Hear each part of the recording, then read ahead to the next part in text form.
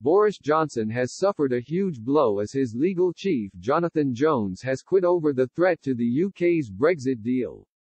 Mr. Jones has resigned as the permanent secretary of the government legal department, the Attorney General's office has said, in the latest departure of a top civil servant.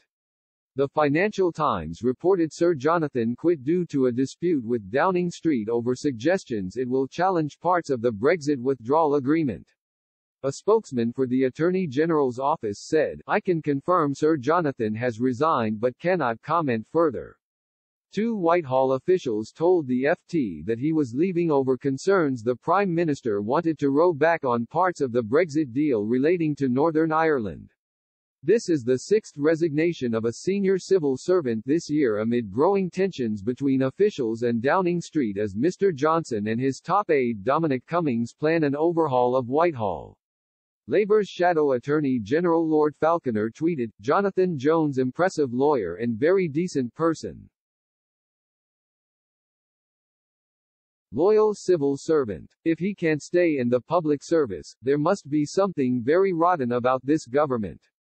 Reckless, law-breaking, trashing the best of the UK."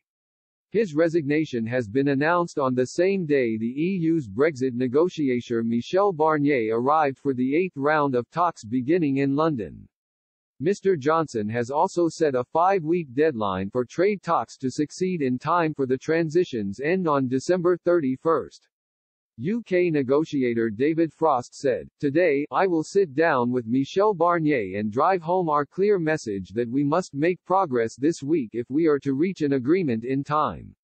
We have now been talking for 6 months and can no longer afford to go over well-trodden ground.